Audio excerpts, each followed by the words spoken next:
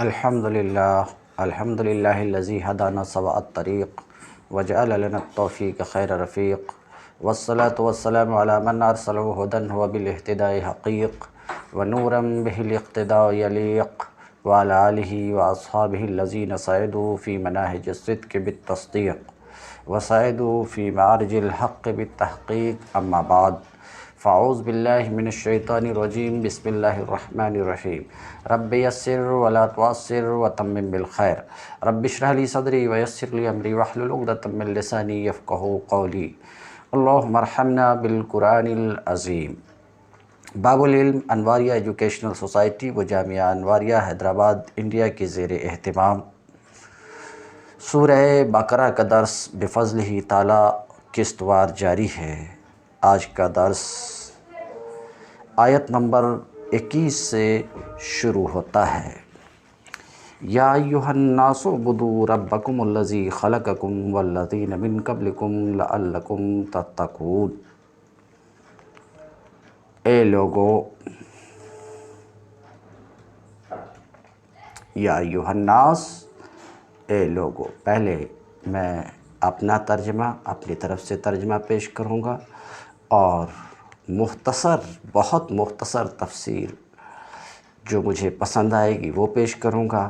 پھر جلال الدین سیوطی علیہ رحمت و رضوان کی تفسیر اور سبب تفسیر پیش کرنے کی انشاءاللہ کوشش کروں گا۔ یہی طرز میرا اخیر تک انشاءاللہ رہے گا۔ یا ایھا الناس، لوگو یعنی اے لوگو۔ اگرچہ قرآن کی دعوت تمام انسانوں کے لیے عام ہے،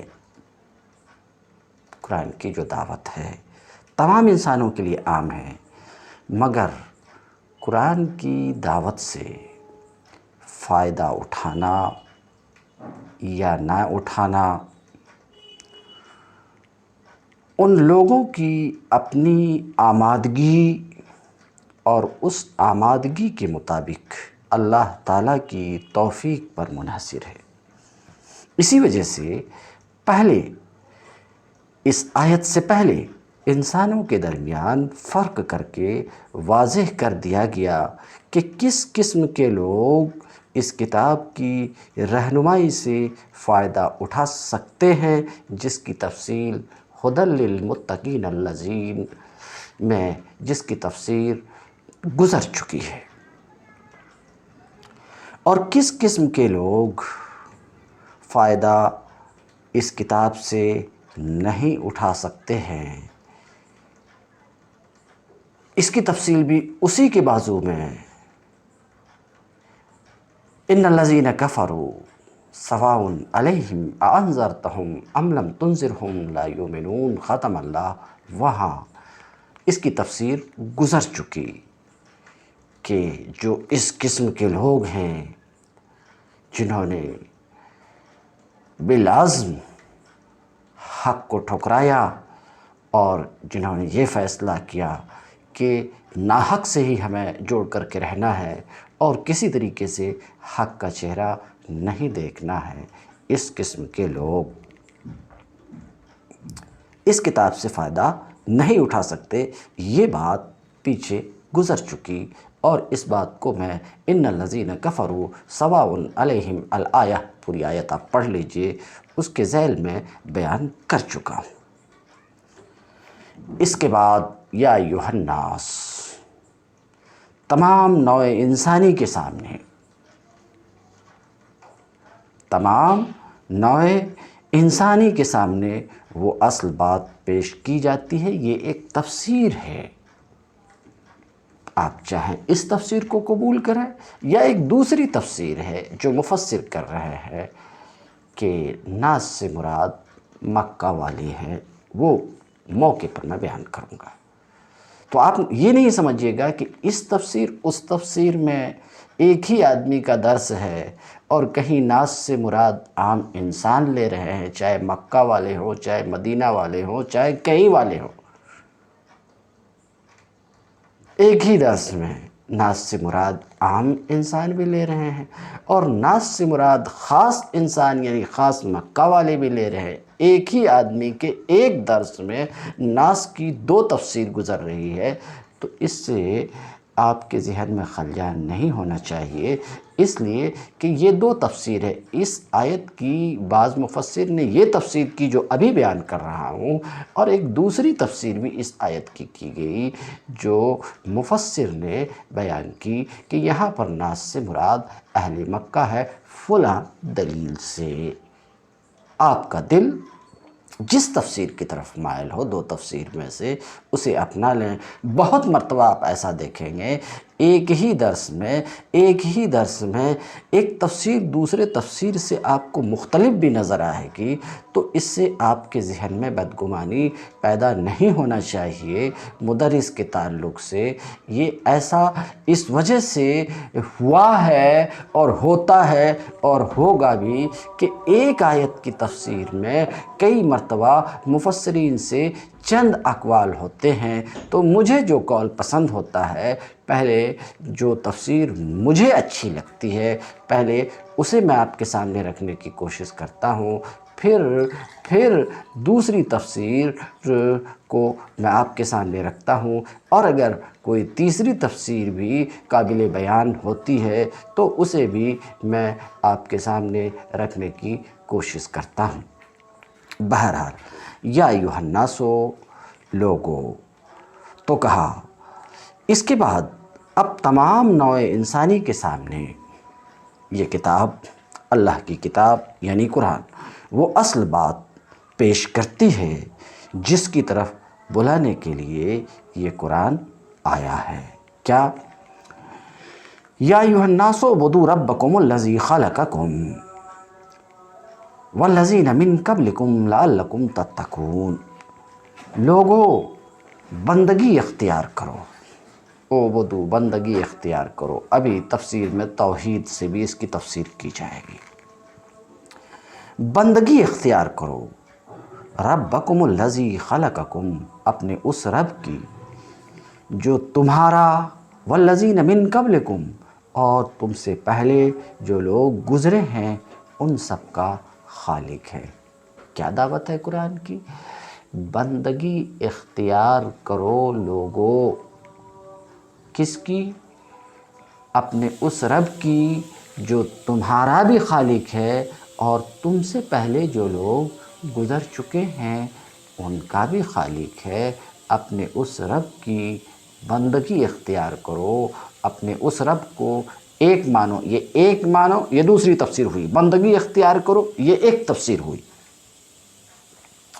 تو لوگو بندگی اختیار کرو ربکم الذی، اپنے اس رب کی جو تمہارا اور جو لوگ تم سے پہلے ہو گزرے ہیں ان سب کا خالق ہے۔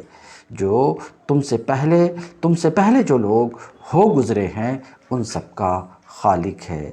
لعلکم تتقون، تمہارے بچنے کی توقع اسی صورت سے ہو سکتی ہے۔ کس صورت سے؟ اپنے رب کی بندگی اختیار کرنے سے ہی تمہارے بچنے کی توقع ہو سکتی ہے۔ کہاں بچنے کی؟ دنیا میں غلط بینی اور غلط کاری سے بچنے کی توقع، اور آخرت میں خدا کے عذاب سے بچنے کی توقع اسی صورت سے ہو سکتی ہے۔ لعلکم تتقون، اسی صورت سے تمہارے بچنے کی توقع ہو سکتی ہے۔ کیا مطلب؟ اس راستے کو اپناؤ، خالق کی بندگی کے راستے کو، خالق کی بندگی کے راستے کو اپناؤ، اس توقع میں، اس امید کے ساتھ، اس امید پر، اس توقع کے ساتھ اس راستے کو اپناؤ کہ اس راستے کو اپنا کر ہی تم دنیا میں غلط بینی اور غلط کاری سے بچ سکتے ہو اور آخرت میں اللہ کے عذاب سے بچ سکتے ہو۔ یہاں جو بات تھی میں بیان کر چکا، مگر گفتگو لفظ لعلہ پہ، لعلکم تتقون، اس توقع کے ساتھ، اس امید کے ساتھ کہ تم بچ سکو۔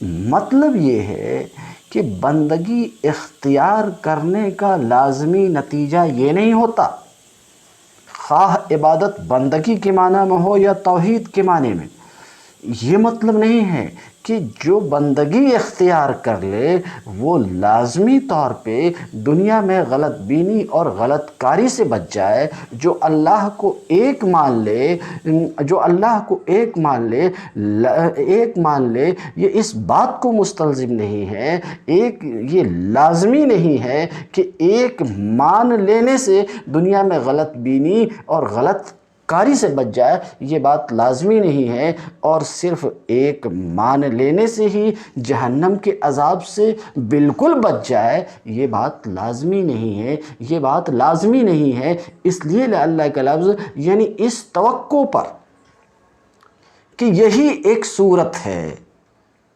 یہی ایک صورت ہے غلط دنیا میں غلط بینی اور غلط کاری سے بچنے کی اور آخرت میں عذاب سے بچنے کی، یہی صورت ہے، یعنی اس توقع کے ساتھ کہ اس صورت کو اپنا کر تم دنیا میں بھی غلط بینی سے بچ سکو، دنیا میں بھی غلط بینی اور غلط کاری سے بچ سکو، اور آخرت میں اللہ کے عذاب سے بچ سکو۔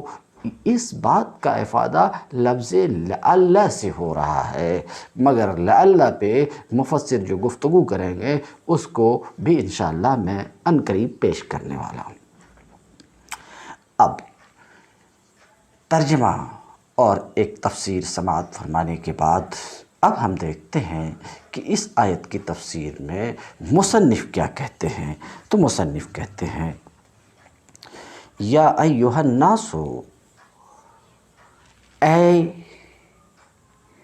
اہل مکہ،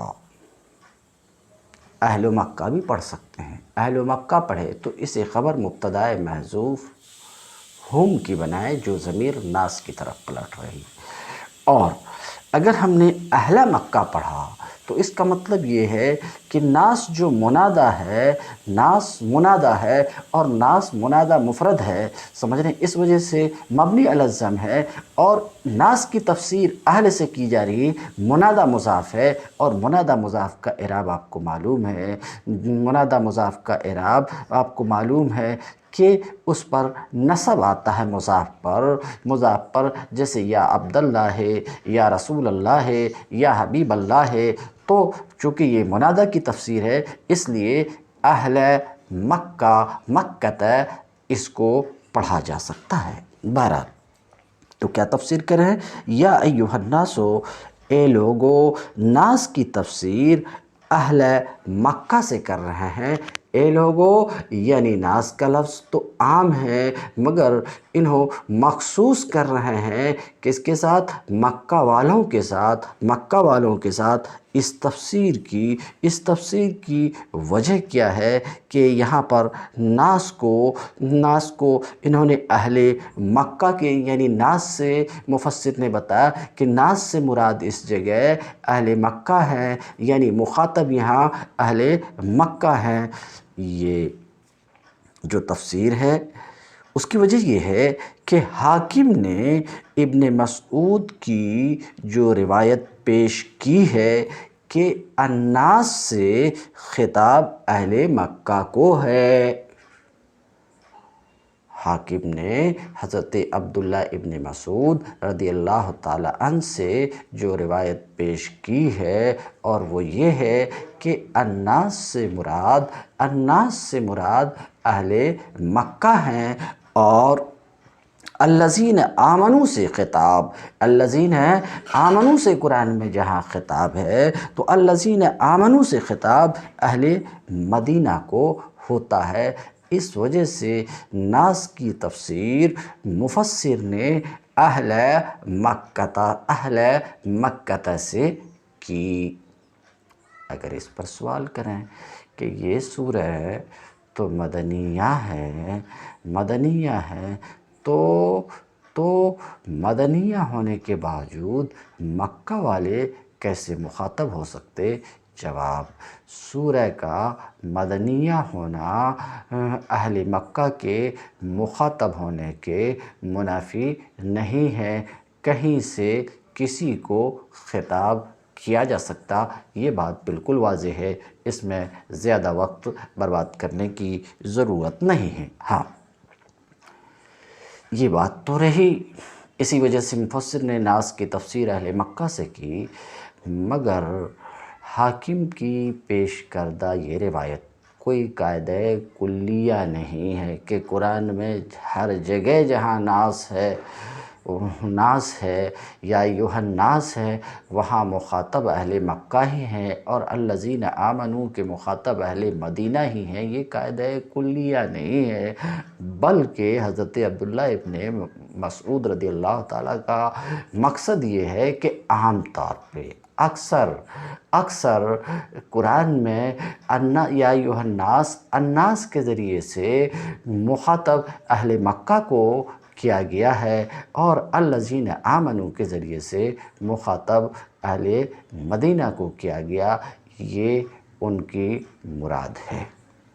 بہرحال، یا ایھا الناس، اے اہل مکہ، اے لوگو یعنی مکہ کے رہنے والو، یا ایھا الناس اعبدوا، بندگی اختیار کرو، ترجمہ کر چکا ہوں۔ وحدوا، عبادت کی تفسیر توحید سے، عبد یعبدو، عبادت لغوی معنی کیا ہے؟ خشوع، خضوع، تذلل، غایت خشوع، غایت خضوع، غایت تذلل، اس میں جانے کی ضرورت نہیں۔ عام طور پہ بولنے کے لیے لوگ پوجا پاٹ اس طرح کے لفظ عبادت کے معنی کو بیان کرنے کے لیے لاتے ہیں، لیکن لغوی معنی غایت خشوع، خضوع، تذلل، انقیاد، یہ لغت میں عبادت کے معنی ہے۔ مگر عبادت کی تفسیر یہاں پر مفسر کس سے کر رہے ہیں؟ وحدوا، اعبدوا، وحدوا، یہ تفسیر جو عبادت کی تفسیر توحید سے کر رہے ہیں، اس وجہ سے کہ حضرت عبداللہ ابن عباس رضی اللہ تعالیٰ عنہ سے روایت ہے کہ قرآن میں جہاں بھی عبادت کا لفظ آیا ہے، یہ ایک روایت ہے ان سے کہ قرآن میں جہاں بھی عبادت کا لفظ آیا ہے تو اس لفظ کا معنی توحید ہے۔ تو حضرت عبداللہ ابن عباس رضی اللہ تعالیٰ عنہ سے جو ایک روایت آئی ہے لفظ عبادت کی تفسیر میں کہ قرآن میں جہاں کہیں عبادت کا لفظ آیا ہے اس سے مراد توحید ہے، اسی وجہ سے مفسر نے اعبدوا کی تفسیر وحدوا سے کی۔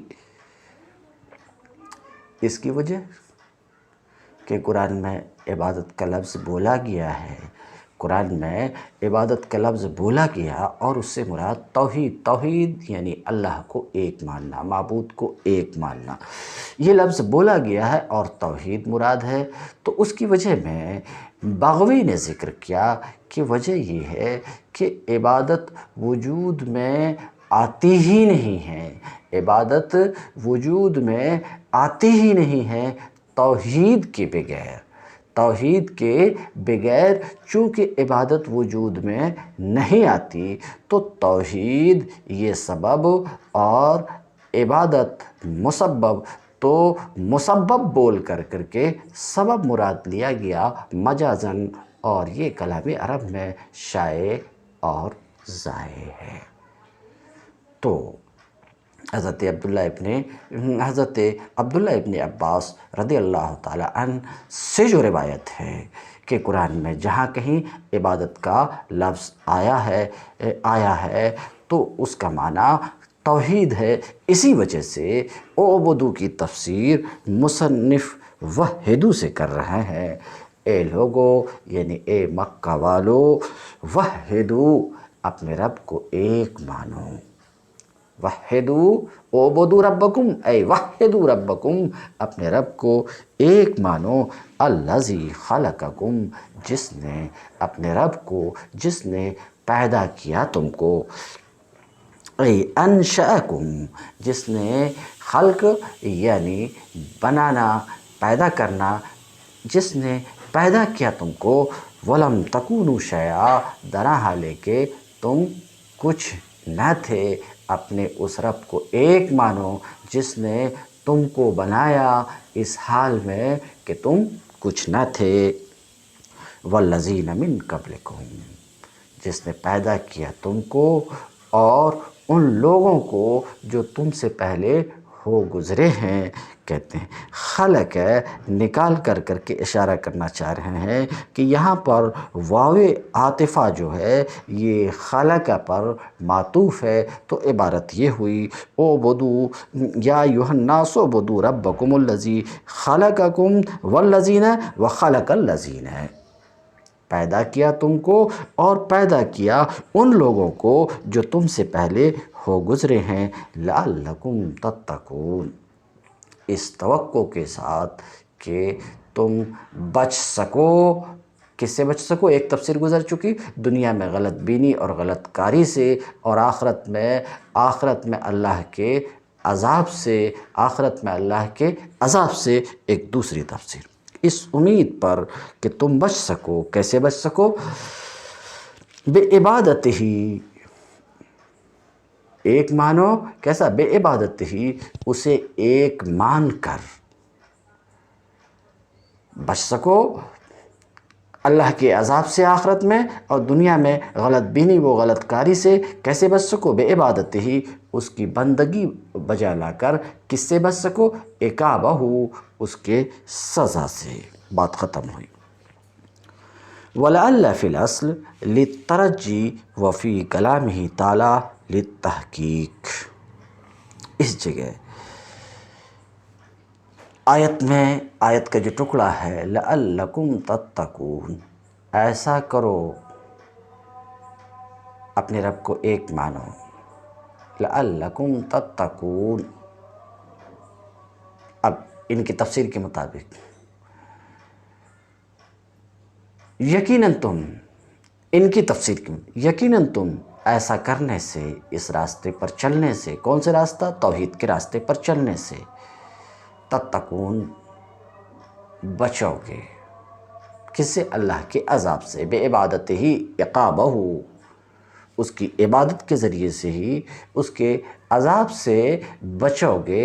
سمجھ رہے ہیں؟ تو لعل کا لفظ یہاں پر آیا، لعلکم تتقون، اس لعل کے بارے میں گفتگو کرتے ہیں۔ ولعل فی الاصل، لعل لغت میں، اصل وضع میں ترجی کے لیے ہے۔ کس کے لیے ہے؟ ترجی، یعنی محبوب چیز کی امید، امر محبوب کی امید۔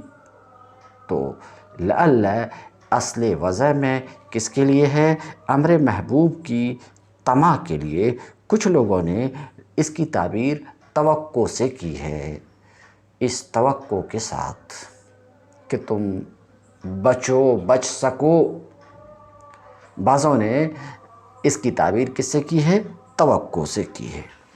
وَذَلِكَ لَا يَكُونُ إِلَّا مَعَ الْجَهْلِ، تو لعل کس کے لیے ہے؟ ترجی کے لیے، امر محبوب کے طمع کے لیے اور توقع کے لیے، اور یہ چیز توقع اور طمع نہیں ہوتی مگر انجام سے بے خبری کی صورت میں، نتیجے سے جاہل ہونے کی صورت میں، نتیجہ نہ معلوم ہونے کی صورت میں، جو کام کر رہے ہیں اس کا نتیجہ یقینی طور پر نہ معلوم ہونے کی صورت میں، یہ طمع، یہ ترجی اور یہ توقع اس صورت میں ہوا کرتی ہے، انجام نہ جاننے کی صورت میں ہوا کرتی ہے، اور انجام سے جہل، انجام سے بے خبری، یہ اللہ کی شان میں محال ہے۔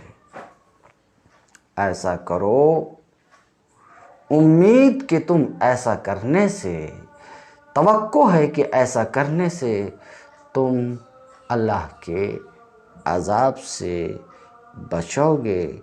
توقع یعنی یقینی طور پر انجام معلوم نہیں ہے، تو انجام سے جہل ہے، اور یہ اللہ تبارک تعالیٰ کی شان میں محال ہے۔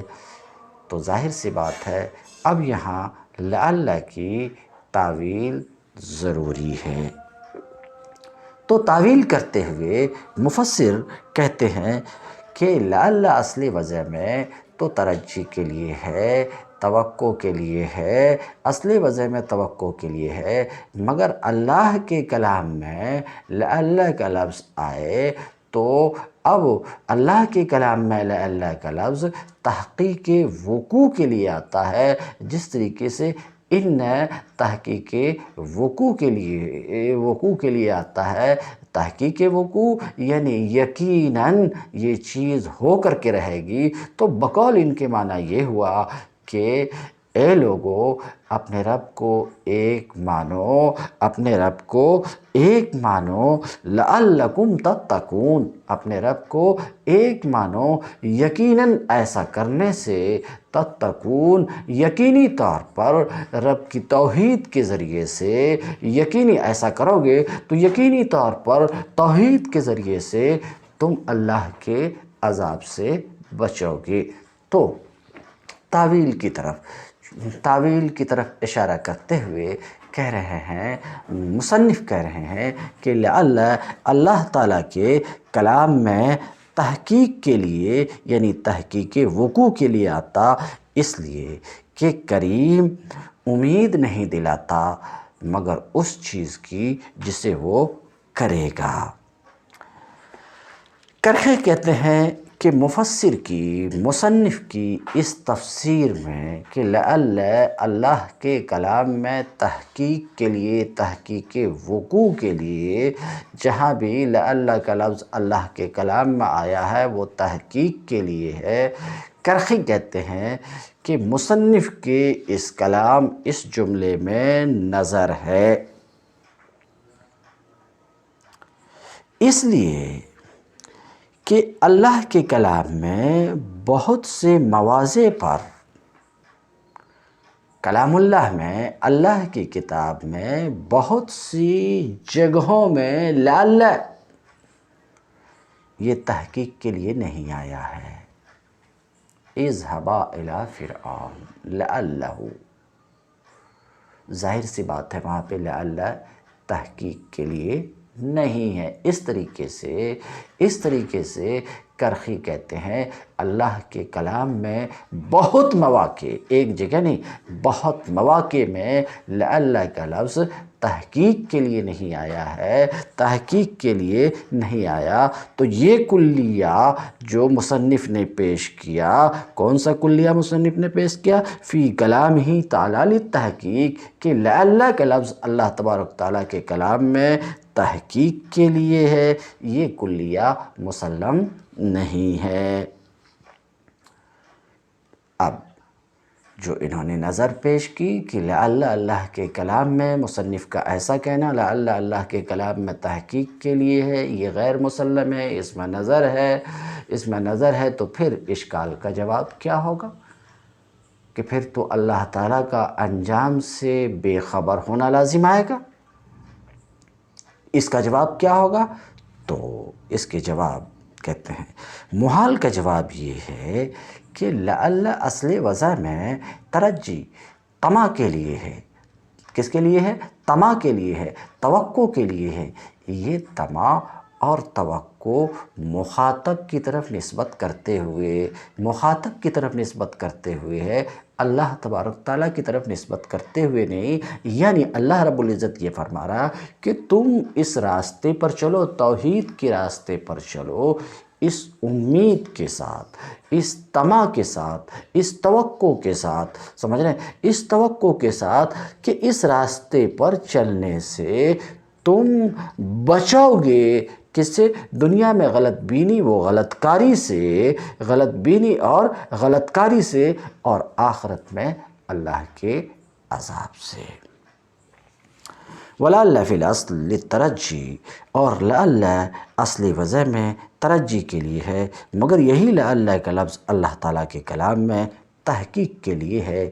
سن چکے اس میں نظر ہے، اور یہ مسلم نہیں ہے کہ اللہ کے کلام میں جہاں بھی لعل کا لفظ آئے وہ تحقیق ہی کے لیے ہے، کیونکہ بہت سے مواضع میں لعل کا لفظ اللہ کے کلام میں آیا اور وہ تحقیق کے لیے نہیں ہے۔ تو پھر جو اصل اشکال ہے اس کا جواب کیا؟ تو اس کا جواب دیا گیا کہ یہاں ترجی اور توقع اور طمع مخاطب کی طرف نسبت کرتے ہوئے ہے، مخاطب کی طرف نسبت کرتے ہوئے ہے، یعنی اس حال میں کہ تمہیں تقویٰ کی امید ہو اور اس میں طمع کرتے ہوئے یہ اس کا معنی ہے، یعنی اس توقع کے ساتھ اس راستے پر چلو، اس توقع کے ساتھ یہ طمع کرتے ہوئے کہ تم بچو گے۔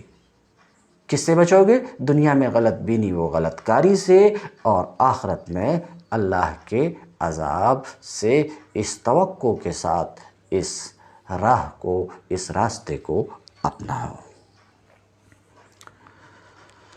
الذی جعل لکم الارض فراشا والسماء بناء وانزل من السماء ماء فاخرج به من الثمرات رزقا لکم فلا تجعلوا للہ اندادا وانتم تعلمون۔ وہی تو ہے ترجمہ میں جو میں ترجمہ کیا، اس کا مطلب الذی کو خبر بنایا، ہوا مبتدا محذوف کی۔ الذی اس موصول اپنے صلہ سے مل کر خبر، مبتدا اس کا محذوف ہوا ہے، جو یہ ضمیر پلٹ رہی رب کی طرف۔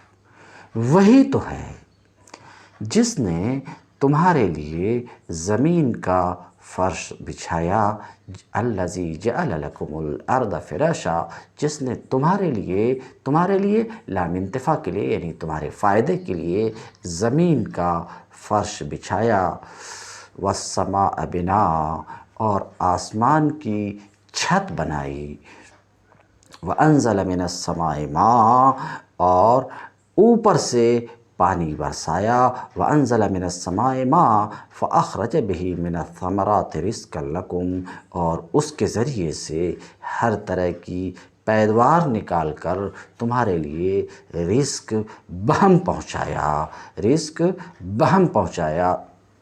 فلا تجعلوا للہ اندادا وانتم تعلمون، پس جب تم یہ جانتے ہو تو دوسروں کو اللہ کا مد مقابل نہ ٹھہراؤ، یعنی جب تم خود بھی اس بات کے قائل ہو اور تمہیں معلوم ہے، تم خود اس بات کے قائل ہو اور تمہیں معلوم ہے کہ یہ سارے کام اللہ ہی کے ہیں، تو پھر تمہاری بندگی اسی کے لیے خاص ہونی چاہیے۔ دوسرا کون اس کا حقدار ہو سکتا کہ تم اس کی بندگی بجا لاؤ؟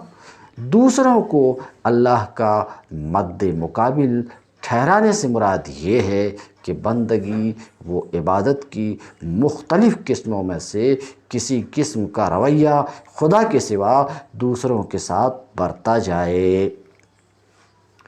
آگے چل کر خود قرآن ہی سے تفصیل کے ساتھ معلوم ہو جائے گا کہ عبادت کی وہ اقسام کون کون سی ہیں جنہیں صرف اللہ کے لیے مخصوص ہونا چاہیے، جن میں دوسروں کو شریک ٹھہرانا وہ شرک ہے جسے روکنے کے لیے قرآن آیا ہے۔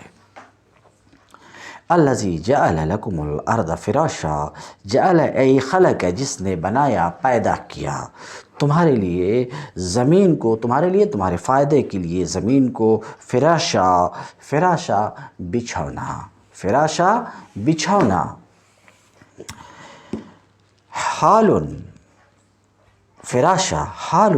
سے فراش کے اعراب کی طرف اشارہ کرنا چاہ رہے ہیں کہ حال کے ذریعے سے فراش کا اعراب بیان کر رہے ہیں کہ فراش کو نصب اس لیے ہے کہ یہ ارض سے حال ہے، زمین کو بنایا درحال ہے کہ یہ زمین تمہارے لیے بچھونا ہے۔ کہتے ہیں اے بساطہ، یعنی بستر جس پر بآسانی لیٹا جا سکے، نہ اس میں حد سے زیادہ سختی ہو اور نہ اتنی نرمی کہ اس پر استقرار ممکن نہ ہو سکے، ایسا بچھونا تمہارے لیے پیدا کیا۔ والسماء بناء، اور آسمان کو چھت بنایا۔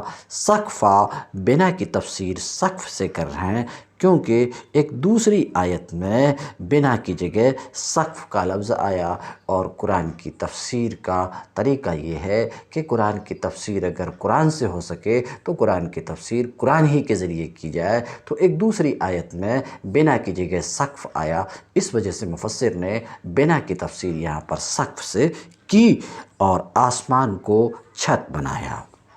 وَأَنزَلَ مِنَ السَّمَاءِ مَاءً، اور اوپر سے، سما کے معنی اس سے پہلے بیان کر چکا ہوں، آسمان، اوپر، بلندی، بادل، یہ سب سما کے معنی میں ہے۔ والسماء، وَأَنزَلَ مِنَ السَّمَاءِ مَاءً، اور اوپر سے پانی برسایا، بارش برسایا۔ فَأَخْرَجَ بِهِ، پھر اس پانی سے طرح طرح کی پیدوار تمہارے کھانے کے لیے نکالی۔ کہتے ہیں تاکلون، من کے بعد انواع لا کر کے مفسر اشارہ کرنا چاہ رہے ہیں کہ من یہاں پر بیانیہ ہے، تاکلونہ، جسے تم کھاؤ، تم کھاتے ہو، تم کھاتے ہو اور اپنے جانوروں کو کھلاتے ہو، ایسی طرح طرح کی پیدوار جسے تم کھاؤ اور اپنے جانوروں کو علف یالف چارہ دینا، اپنے دواب چوپایوں کو، جانوروں کو چارہ دو۔ فلا تجعلوا للہ اندادا وانتم تعلمون، جب تم ان تمام باتوں کو جانتے ہو، جب تم ان تمام باتوں کو جانتے ہو کہ وہی تمہارا خالق ہے اور تمہاری اصلی تمام ضروریات کا مہیا کرنے والا، انہیں پیدا کرنے والا وہی ہے، جب تم اس بات کو جانتے ہو تو کسی دوسرے کو عبادت میں اللہ کا شریک نہ بناؤ۔ فلا تجعلوا للہ اندادا، شرکا، انداد ند کی جمع ہے جس کے معنی مثل، نظیر کے ہے، تو دوسروں کو اللہ کے جیسا نہ بناؤ، یعنی شرکا نہ بناؤ عبادت میں۔ وانتم تعلمون، حال یہ ہے کہ تم جانتے ہو کہ اللہ ہی خالق ہے، اللہ ہی تمہارا خالق ہے، اور ان تمام چیزوں کا جو اوپر ذکر کی گئی تم جانتے ہو کہ اللہ ہی خالق ہے اور وہ دوسرے کسی چیز کے خالق نہیں ہے، اس بات کو بھی تم جانتے ہو۔ اور جب اس بات کو بھی جانتے ہو کہ تمہارا اور تمہارے لیے جو انتہائی ضروری چیزیں ہیں ان سب کا خالق اللہ ہی تعالیٰ ہے، اس بات کو جانتے ہو، یہ بھی جانتے ہو کہ کوئی دوسرا ان چیزوں میں سے کسی چیز کا خالق نہیں ہے، یہ باتیں تو جانتے ہی ہو، تو پھر ایک جملہ اور تمہیں ملا لینا چاہیے کہ تمہارا معبود کون ہوگا؟ معبود تو وہی ہوگا جو تمہارا اور تمہاری ساری ضروریات کا پیدا کر تمہارا خالق ہے، اور تمہاری ضرورت کی چیزیں، تمہاری ضرورت کی چیزوں کا خالق ہے، اسی کو معبود ہونا چاہیے، اسی کی عبادت ہونی چاہیے، صرف اسی کی عبادت ہونی چاہیے، پھر دوسرا کوئی بھلا تمہاری عبادت کا حقدار کیسے بن سکتا؟ وانتم تعلمون، حالانکہ تم جانتے ہو کہ اللہ ہی خالق ہے، وہ دوسرے جن کو تم اللہ کا شریک بناتے ہو کسی بھی چیز کے خالق نہیں ہے۔ اور حال یہ ہے کہ خالق تو وہی ہو سکتا ہے، خالق تو وہی، معبود تو، الہ تو وہی ہو سکتا جو خالق ہو، اور ظاہر سی بات ہے تمہیں خوب پتہ ہے کہ خالق اللہ ہے، تو پھر تمہارا معبود بھی صرف اللہ ہے، پھر تمہارا معبود بھی صرف اللہ کو ہونا چاہیے۔ تم الدرس اليوم، وآخر دعوانا ان الحمد للہ رب العالمین۔